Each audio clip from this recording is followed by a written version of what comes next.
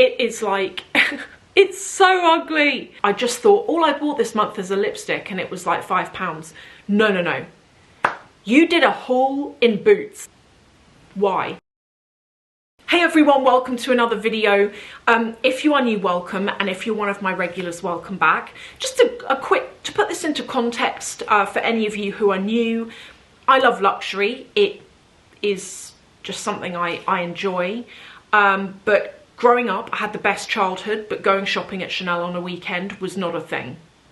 We didn't do it, and so for me to have reached a point in my life where I can actually afford these luxuries is something I never take for granted, and I'm always really grateful for.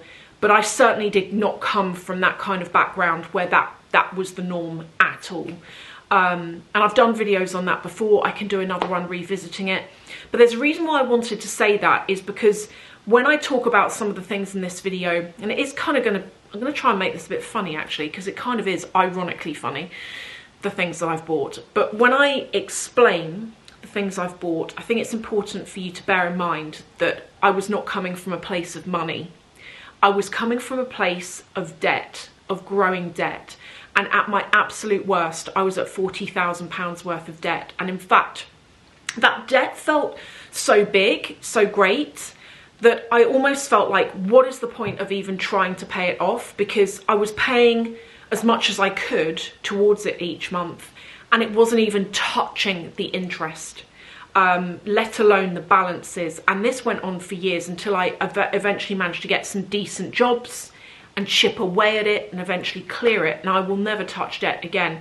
And this all happened when I was at university. So I'm going to go through this. I'm going to show you, it's actually, weirdly, it's not from Hermes, what is in here. But I'm going to show you some of the absolute junk that I bought back then that I still have now. I'm going to show you something, a gross pair of shoes. What were you thinking? I'm going to show you some stuff that I've bought that's mad, and tell you about some stuff that was a waste of money. Okay, so to begin, when I joined university, the banks were all there on our day where we all signed up and we first met each other, like all the people that I was with in halls of residence, and they were giving away interest-free overdrafts. And because you're a bit scared and you don't know everyone, we formed like a little group. When I got to my room and I started unpacking my stuff, we formed a little group, and then we all went for a walk to the student union where the banks happened to be, and the banks were giving away like free stuff if you took out their overdraft. So naturally we all want the free stuff. We don't really, but it's just a way of making friends. So we all signed up to these overdrafts, and I remember walking away and I basically had £4,000. Now, as someone who was, how old are you at university? Like 18, something like that.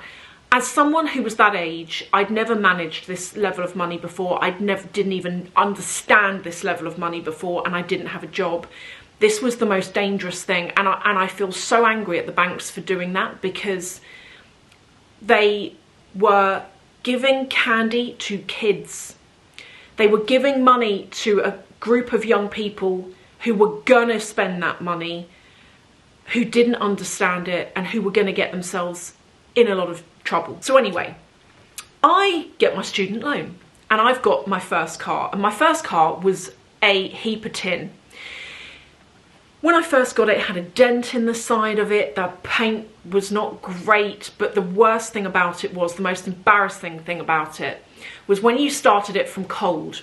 It had some sort of a problem. I think it was burning oil, because when you started it from cold, a plume of blue smoke would come out the exhaust.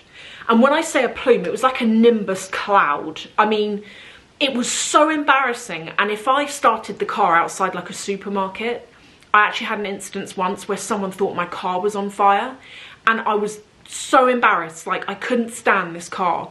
And what I did was, when I got my student loan and I had this like £4,000 overdraft, to me that was like £1 million. I thought £4,000 was going to last me 3 years through university, because it felt like such a big amount. Anyway, there was this shop in Twickenham, and this shop was called CAR. I don't think they're still going anymore, but I go in there, and I've always wanted to shop in there. It's a car modification place. I'm really into cars, so for me, that was like Chanel for me, you know, CAR. So anyway, I go in there and they had like a selection of alloys for your car that you could buy. And I always wanted OZ Racing alloys, and I go in there and they had that brand and they had the alloy that I wanted, and I put down the money, and it was a big amount of money. I can't remember how much, but guys, we're talking about 4 alloys with tyres on, okay? And they were quite wide, right? So they're quite expensive. Anyway, that was the first stupid thing I bought. Stupid thing. And here's where it gets worse. That car started to break and it was just not good. So do you know what I did? I went to, I can't even believe I'm saying this. I went to BMW and I bought a 3 Series on finance. I had no job. What a stupid, stupid thing to do. And that has to be, for my whole life, my number one most regretful experience, my most regretful thing that I've ever bought. And it put me off debt forever. And boy, did I need something that was going to do that, because at the time I was just coasting through like, whatever, I'll pay it back later. Nightmare. And the worst thing was, I used my first car as a trade-in. Guess how much the garage gave me for the car? £200. That was it. And that £200 apparently was for the alloys. I'd spent like at least £1,000 on these alloys. They were in pristine condition, and I was given £200 for the alloys. And no doubt the car was crushed, because that car, its life had finished.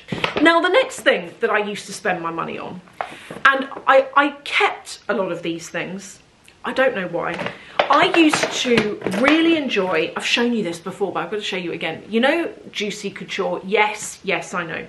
I really liked Juicy Couture. And I used to buy these awful bracelets. Look at this. It is like, it's so ugly. It's some sort of panther bracelet that opens like, so that was like one of the first things. The next one is even uglier. Look at that. It's zebras. Oh, what was I thinking? I mean, to be fair, this was a vibe back then. But I used to stack these up my arm. What a waste of money. Can you imagine going around like this? That was me with a blazer, platform shoe boots. Not good. And this was only 2010, like in the grand scheme of things, not that long ago. The other thing, all my friends, we all used to wear these. Do you remember these like friendship type bracelets? These things. What were they even called? There was a name for these. I mean, it's not offensive, is it? It's not as bad as those other ones. I mean, can you imagine if these came back in fashion again? I'd just be like, I'm already there. I've already got one step ahead of everyone. Then what else do I have? I've got more stuff. Oh God, this was terrible. Look at this necklace. What? This is what I'm talking about. These are some of the things that I used to buy, and these Juicy Couture bracelets, they were not cheap. They were quite expensive. And I used to spend money on this level of junk. Please, if you are watching, let me know, were you the same? Did you used to buy, you know, like back in the early 2000s, 2012 time, there was this thing where you used to actually wear jewellery like that? I mean, crazy. A more recent complete waste of money is my Chanel boy bag. And I got this back in 2014. And one thing I will say, I'll let myself off the hook with this, because I didn't realise it was going to be a bad purchase until I bought and owned it. And here's the thing. First of all, the corners on it, can you see the damage on that corner? You really can't do too much about that where the leather's rubbed through, because this is lambskin and it's such a soft material, it scratches really badly. Any lambskin bag is going to do this. But because of the nature of this bag, the way it has got such angular corners on it, I find that compared to other lambskin bags I've got, this is more prone to it than others. The other thing that drives me mad is this handle. I find that it gets knotted up really easily, but also you have 2 notches just here. And when you wear the bag crossbody, your hair literally wraps around those. And then when you try and take the bag off, it rips your hair out. And I don't use this bag, but the reason why I still have it is for sentimental reasons, because I got it for my birthday in 2014 and we went on holiday to Rome, David and I, my husband, and I took the bag with me and it's just got memories for me. So I can't see myself ever selling it, but I don't use it and I probably never will. The next awful thing that I bought this in COVID, in lockdown. Why? I had a lot of you saying to me I know they're hideous. I had a lot of you saying to me at the time, why do you like them? Because I remember a video showing you these online and saying, I really like them, what do you think? Guys, I bought them in black as well. I've got these twice over. I have 2 pairs of these. 2 pairs. Not good. I don't wear them. I don't know what I was thinking. They are from Bottega. They are beautifully made, I will say. The quality of these is just impeccable. And the lining, the leather on the inside, is baby soft. It's so good. But I think from a design point of view, they're not it. They are also very comfortable. Maybe I will break them out again, but I don't know. I mean, look at that. What were you thinking? And I remember that these were not that easy to get, believe it or not. I know, believe it or not. And I remember in lockdown, phoning up. It was Bottega on Sloane Street, I think.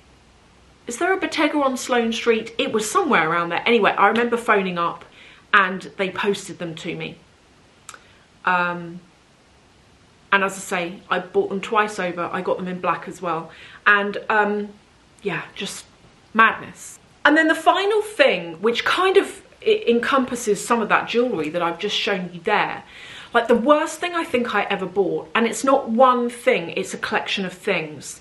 When I was at university, when I was ramping up this debt, I don't know why, I don't have it anymore. I totally grew out of it. I grew out of it years ago, but I used to have this thing where I felt like I needed to treat myself.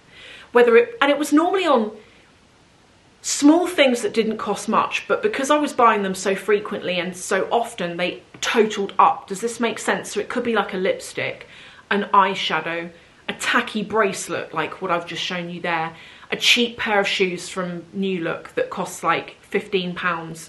But all of these things added up, but I didn't see the grand total at the end of each month. I just thought all I bought this month is a lipstick and it was like £5. No. You did a haul in Boots and you spent £40, not £5. You know, I didn't see it that way. And I think the hardest thing is that a lot of the things that I got in debt for, I don't even own anymore. I used to buy cheap junk that used to end up in the bin, or I'd buy makeup. I'd get hooked on makeup, particularly in the lead up to 2010, when makeup videos on YouTube became the big thing. I remember I used to watch, do you remember Makeup by Tiffany D? I still follow her on Instagram actually, and I was hooked on her videos. She used to do videos in her closet, makeup videos, and she would use MAC makeup, and I would watch one of her videos, write down every brush that she used, write down every bit of makeup she used, and go to MAC and buy all of it and then recreate the look. And that's kind of where I was at, and I wasn't really thinking about what I was spending, and I don't own any of that now because naturally makeup doesn't last. So I got into a lot of debt for nothing. Normally I would do this as part of a second video, but if you're watching this and you're new and you're going, oh, this sounds like me and I'm in debt and it's scaring me and how can I get out of it? I'll give you a few tips just now. If you've been with me a while, you will have heard some of these before, but I'm going to share with you what I did to get out of debt, and I can do a dedicated video on this because it can be pretty terrifying actually. So as I say, I was in a lot of debt, 40,000 thereabouts, buying lots of the stuff that I've shared with you here. You know, my spending was out of control, and the way that I got on top of it was, unfortunately, it wasn't quick and it wasn't easy. I can't give you a magic solution where you can go and get the money overnight and pay it off. I did a few things. So first of all, I consolidated my debt. I did have debt all over the place on credit cards, and the APR I was paying all over the place was really fluctuated, really different. Like one credit card, the API would be really high. On another, it would be like okay, still quite high, but okay. And it was just a mess for me. So what I did was I got one loan, and put some of the credit cards on. I had so much debt, I couldn't get a loan for everything. But I got one loan that had the credit cards and like the store cards on it. And then that was really good for me because I had this loan and I knew in X number of years, I will have cleared that. I will have paid it off. And it was like a set amount each month. And I was actually targeting the total, not just the interest. So consolidation loan is great. But you've got to be strict with yourself. Don't get a consolidation loan and then use the credit cards again, because you will end up in a pickle. Destroy the credit cards. Literally, guys, shut them down. Don't even let yourself be tempted. Close down the credit cards until you are at a point where everything's in control and you feel like you can sensibly use a credit card. I have credit cards now, but I pay them off at the end of each month. Well, actually, I only have one credit card, and I use it to get my points on my Avios, and also to make sure that I'm insured. You know, if I buy something online and it doesn't turn up, or if it's not as expected, I'm covered. So I use it for that reason. But unlike what I used to be like, I pay it off at the end of every month. The other thing that I did, and here's the bit where it's not quick or easy, is it was really through working my way up the career ladder. That's how I paid it off. So I would get a job somewhere, and then I would go for promotion or normally a bonus, you know, if I felt like I worked hard enough for it. And if I didn't get that promotion and I felt like I was ready, or if I didn't get a bonus, I'd leave and I'd go somewhere else where I was paid more money and I was on the next level up. And that is like the biggest thing. But I do think you have to stick at a place minimum 2 years in order to work to this strategy. I think if on your CV you only lasted a place 6 months to a year, it doesn't look good. Minimum 2 years, absolute minimum. So as I say, that's not quick or easy. And I can do a whole dedicated video on exactly how I did that, because I did and do have a strategy for how I do that. But that's how I did it. And every time I earned more money, I would put more money aside to pay off the debt. And I would clear it, clear it, clear it. And I remember the day that I phoned up everything and paid it off, I did it on my lunch break, and I went to a little cafe and I did it on my lunch break. And honestly, it's up there with the happiest day of it's up there with my wedding day. I know that sounds really extreme, but my debt was so great and so scary that the day that I cleared it all was like one of the best days of my life. I will never forget that day. It makes such a difference. You know, when you get your salary at the end of each month and every penny of it is yours, and it opens you up to what you can do. You can go on holiday. You can actually do stuff. You can start saving. You can start investing. You can like buy a house. You know, all this stuff that you couldn't do before because you were being drained. Suddenly you can do it. So let me know if you'd like a dedicated video on that. I can do that. But they are all of the things that I bought that were just a massive waste of money. I hope that you've enjoyed watching this. Thank you all, and I will see you in the next video.